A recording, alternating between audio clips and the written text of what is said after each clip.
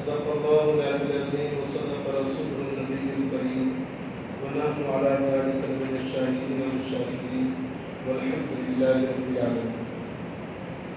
میرے بھائی دوستوں بزرگوں، اللہ رب العزت نے ہم تمام کو ایک مختصر زندگی دی اور یہ زندگی آخرت کے مقابلے میں کوئی بھی حیثیت ہے، کچھ بھی حیثیت نہیں. اور آخرت لامحدود زندگی ہے اور دنیا ایک محدود زندگی ہے. ایک وقت آئے گا کہ دنیا کی زندگی ختم ہو جائے گی، لیکن دنیا کی زندگی اللہ نے اس لیے دی ہے کہ آخرت کے واسطے ہم تیاری کر کے جائیں. اس کے لیے اللہ تعالیٰ موقع دیتے ہیں. بعض مرتبہ ایسی مبارک راتیں آتی ہیں، مبارک دن آتے ہیں، مبارک مہینے آتے ہیں، تو ان ایام میں یہ سیزن کے معنی ہوتے ہیں. وہ ایام ایک سیزن کے معنی ہوتے ہیں. اس سیزن میں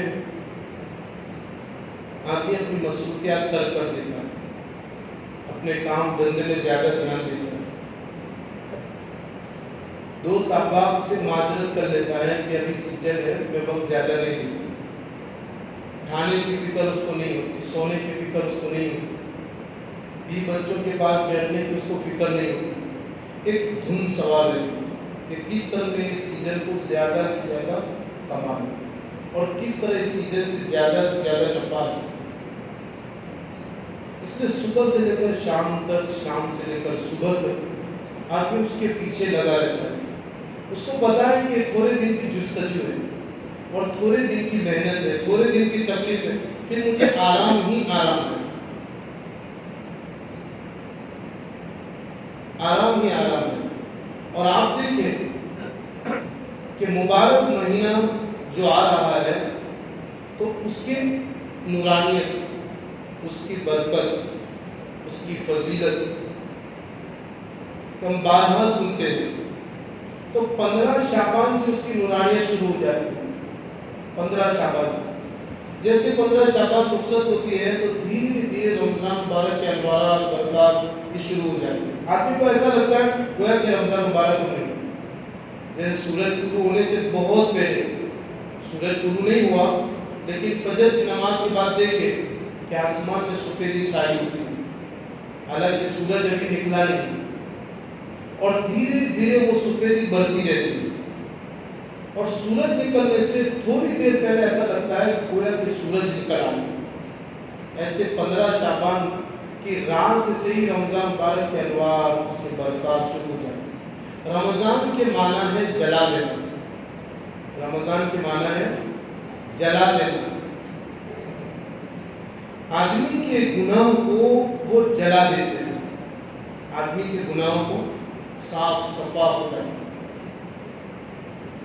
اور بعض مرتبہ آدمی کو رحمت کی ضرورت پڑتی ہے اور بعض مرتبہ کہتے ہیں تپش کی ضرورت پڑتی ہے. جیسے زمین گندی ہوتے ہیں تو آسمان سے بارش برسے موسلادھار تو وہ زمین ساری گندگیوں کو پانی بہا لے جاتی ہے، پھر زمین خشک ہو جاتی ہے تو پاک ہو جاتی ہے.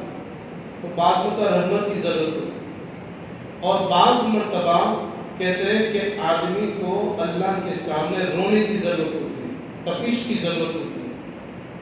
کہ جیسے زمین ناپاک ہے، بارش کا موسم نہیں ہے تو سورج کی گرمی اتنی پڑتی ہے کہ اس حرارت سے وہ زمین کے اندر کی گندگیوں کو بالکل ایسے صاف کر دیتی ہے.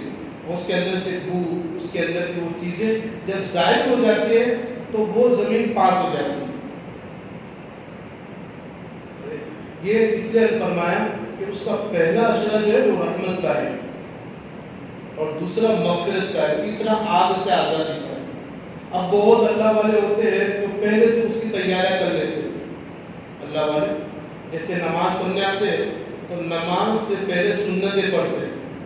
وہ سنتیں اس لیے کہ فرض کی تیاری کے لیے، فرض نماز کی تیاری کے لیے سنتیں.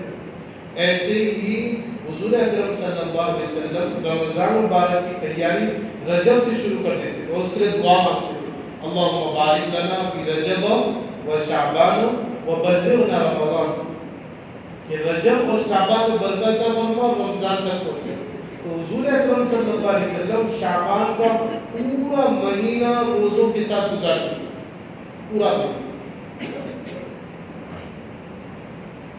تو جیسے نماز کی تیاری کے لیے سنت ہے، ایسے رمضان مبارک کی تیاری کے لیے ابھی سے شروع ہو جاتی ہے. حضور صلی اللہ علیہ وسلم سے پہلے تیاری. تو کہتے ہیں کہ جو اللہ والے ہوتے ہیں وہ تو پوری تیاری کے ساتھ ہوتے ہیں. تو رحمت کا مہینہ کہتے ہیں کہ پہلے 10 دن جو رحمت کے ہیں یہ ان کے لیے رحمت بن جاتے ہیں. اب جو کچھ لوگ گناہ کرتے ہیں، کچھ نیکیاں کرتے ہیں، تو دوسرے عشرے میں پھر دھیرے دھیرے دھیرے اللہ تعالیٰ ان کے دلوں کی گندگیوں کو، گناہوں کو صاف کر دیتے ہیں. تو یہ مغفرت والا عشرہ ہو جاتا ہے. اور بہت زیادہ گنہگار ہوتے ہیں تو ان کو صاف صفائی میں 20 دن لگتے ہیں. پھر دھیرے دھیرے اللہ تعالیٰ کہتا ہے آگ سے آزادی کا تعلق. کوئی بندہ ایسا نہیں مسلمان کہ رمضان مبارک میں اللہ تعالیٰ اس کی مغفرت نہ کرے. بشرطے کہ رہنے والا چاہیے. آسمان سے موسلادھار بارش برستی ہے تو کوئی جگہ ایسے خشک رہ جاتی ہے، باقی اکثر جگہ وہ پانی برس جاتا ہے. تو رحمت تو اللہ کی طرف سے برستی ہے. اب کوئی نہ لے تو اس کے لیے بھی میرے بھائیوں کون سا وقت ہے جو مغفرت کا. اس لیے رمضان مبارک کا مہینہ آ رہا ہے، اس کی تیاری حضور اکرم صلی اللہ علیہ وسلم شعبان کے آخری حصے میں، آخری دنوں میں صحابہ کرام کو جمع فرما کر اس کی ترغیب دیتے تھے. اور صحابہ کرام یہ فرماتے ہیں کہ جب بھی رمضان مبارک کا مہینہ آتا تھا تو حضور اکرم صلی اللہ علیہ وسلم کے اعمال میں ہم 3 باتوں کا اضافہ محسوس کرتے تھے. 3 باتوں کہ جب بھی رمضان کا مہینہ آتا تھا تو صحابہ کرام فرماتے ہیں کہ حضور اکرم صلی اللہ علیہ وسلم کے اعمال میں 3 باتوں کا اضافہ. سب سے پہلے آپ عبادت میں زیادہ جستجو کرتے تھے، کوشش کرتے تھے. عبادتوں میں تو دن کو تو روزہ رکھتے تھے، رات کو تراویح پڑھتے تھے. پھر راحت کا مسئلہ کہ قرآن کی تلاوت ہے، ذکر ہے، دعا ہے. تو یہ ساری عبادت. اور آپ صلی اللہ علیہ وسلم کی عام دنوں کی عبادت ایسی تھی کہ آپ نماز جب پڑھتے تھے تو لمبی لمبی رکعتیں پڑھتے تھے تو پیروں میں ورم آ جاتے تھے. عام دنوں کی عبادت. اور رمضان میں تو آپ صلی اللہ علیہ وسلم کی عبادت اور بڑھ جاتی ہے. اس نے اپنی عبادتوں کو بڑھا. اور اللہ تعالیٰ نے قرآن کریم کے پڑھنے میں یہ تاثیر رکھی ہے کہ جو آدمی صبح صادق سے پہلے قرآن کریم پڑھے گا، تو یہ بتایا علماء کرام نے کہ آدمی کے بڑے بڑے بزرگوں کے میں نے اوراد و وظائف کو دیکھے. حضرت مولانا اللہ صاحب رحمۃ اللہ علیہ فرمایا کرتے تھے کہ بڑے بڑے اللہ والوں کے اوراد و وظائف کو میں نے کرتے ہوئے دیکھا، لیکن اتنی تیزی کے ساتھ اللہ کا قرب، اللہ کی نزدیکی حاصل نہیں ہوتے محسوس ہوئی جتنی قرآن کریم کو صبح صادق سے پہلے کرنے میں اللہ کی نزدیک جو محسوس ہوئی وہ کسی اوراد و وظائف یا کسی عمل میں محسوس نہیں. چاہے 3 آیتیں ہی کیوں نہ ہو. تو اب رمضان کا مہینہ ہے، ہم سحری کے لیے اٹھتے ہی ہیں تو سحری کھا کر صبح صادق کبھی بہت دیر ہوتی ہے تو سحری کھا کر مسجدوں کی طرف رخ کریں اور قرآن کریم کی تلاوت کریں. اب یہ مہینے میں اللہ تہجد کی توفیق دیتے ہیں، تہجد پر اپنے گناہوں کو معاف کرا کہ یہ موقع ہے بھائی. اور کتابوں کے اندر یہ بات لکھی ہے کہ رمضان مبارک میں ایک لمحہ بھی اگر آدمی فکر کے ساتھ چلے تو بڑی بن کر دنیا سے رخصت ہوگا، اللہ کا دوست بن کر دنیا سے رخصت. ایک ایک لمحے کی قدر. یہ سنہری موقع ہوتا ہے، یہ گولڈن چانس ہوتا ہے. اور ایسے موقع آدمی کو نصیب نہیں ہوتے. ایک آدمی اپنے کام، حالانکہ رمضان مبارک کا مہینہ کام کا مہینہ ہے، آرام کا مہینہ نہیں.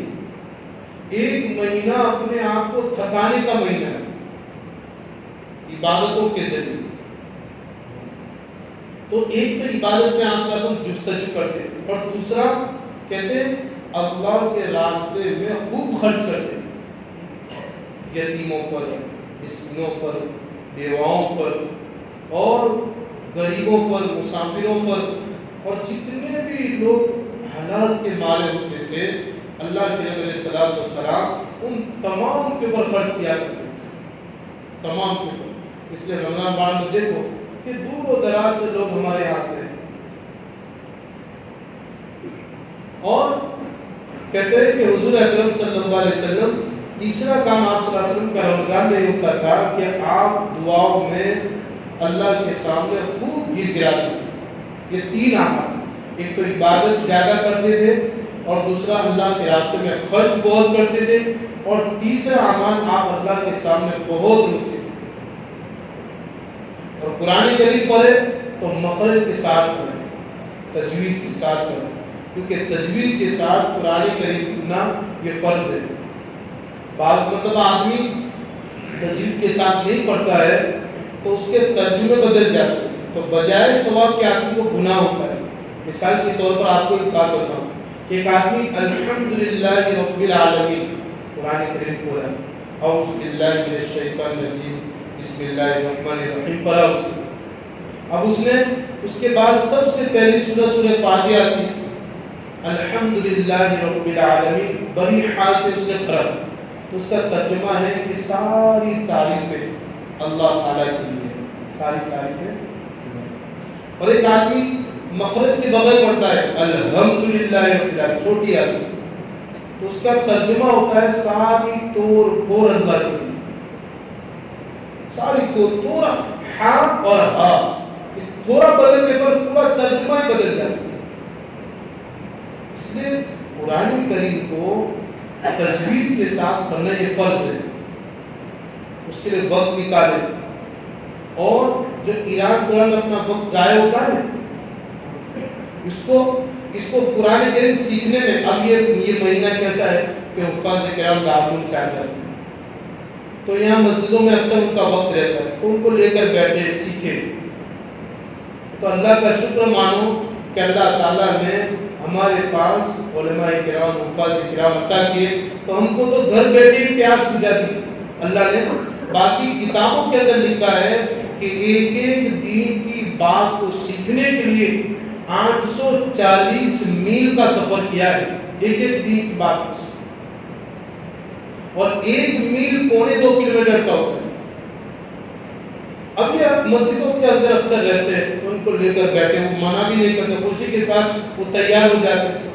تو پورا ضروری نہیں ہے کہ پورا قرآن کریم، اگر ایک آدمی ایک سپارہ تجوید کے ساتھ پڑھ لیتا ہے تو پھر اس کے لیے پورا قرآن آسان ہو جاتا ہے، پورا قرآن۔ طلب یہاں سے ہونی چاہیے۔ تو یہ مہینہ ہم 11 مہینے تو دنیا کے کام کاج سے تھکتے ہی ہیں، ایک مہینہ ایسا آ جائے کہ ہم اللہ کے لیے تھک جائے، اللہ کے لیے تھکے، ہماری آنکھیں نیند کو ترس جائے، ہم سمجھائیں نفس کو، کیونکہ شیطان تو باندھ دیے جائیں گے، نفس ہوگا نفس کو سمجھا دے کہ ایک مہینہ تھک لے، پھر آرام ہی آرام ہے۔ جو دنیا کے اندر جاگتا ہے عبادتوں کے ذریعے، پھر آخرت میں قبر میں اس کے لیے آرام ہی آرام ہے۔ اللہ والوں کے معاملات میں لکھا ہے، حضرت رائے پور رحمۃ اللہ علیہ 29 شعبان کو اپنے سارے نوکر کو جمع کر لیتے ہیں خطیب کو، اور کہتے بھائی دیکھو اگر زندگی رہی ہے تو رمضان کے بعد ملاقات کریں، ملاقات کر لیتے تھے، اور کہتے ہیں کہ رمضان کا مہینہ میں اللہ کے سامنے عبادت کرنے کا پورا مہینے کا ٹائم ٹیبل بنا لیتے تھے، اور پھر ایک خادم کو بلاتے، اس کے ہاتھ میں ایک بوری دیتے، تھیلا، کہتے رمضان بعد میں جتنے بھی خط آئے، جتنے بھی ٹپال آئے اس کو اندر ڈالیں، کیونکہ فون کا زمانہ تھا نہیں ہو، تو وہ اگر زندگی رہی تو پھر رمضان کے بعد اس کو پڑھیں گے، اور دوستوں سے بھی رمضان کے بعد ملیں گے۔ 29 شعبان کے بعد اگر ان کی مسجد میں پورے مہینہ اعتکاف کے ساتھ گزر سکے، اور دور و دراز سے لوگ آتے ہیں وہاں رمضان گزارنے کے لیے، دور و دراز سے، اور 29 شعبان کے بعد اگر کوئی آ جاتا تو مسجد میں ان کو جگہ نہیں ملتی تھی، کیونکہ پہلے سے مسجد پور ہو جاتی ہے عبادتوں کے لیے، نماز کے لیے، روزوں کے لیے، تراویح کے لیے، قرآن کی تلاوت کے لیے، اور پھر کہتے ہیں کہ اللہ کے سامنے رونے دھونے کے لیے پورا مہینہ ان کے اعتکاف کے اندر گزرتا تھا۔ امام ابو حنیفہ رحمۃ اللہ علیہ کے حالات زندگی کے اندر لکھا ہے کہ ایک روایت میں ہے کہ 63 قرآن کریم رمضان میں پڑھتے تھے، اور ایک روایت میں ہے کہ 62 قرآن کریم، ایک قرآن کریم پورا دن میں اور ایک قرآن کریم رات میں، تو 30 راتیں اور 30 دن تو 60 قرآن کریم، 60 قرآن کریم، اور پھر تراویح میں کہتے ہیں کہ 2 یا 3 قرآن کریم پڑھتے تھے۔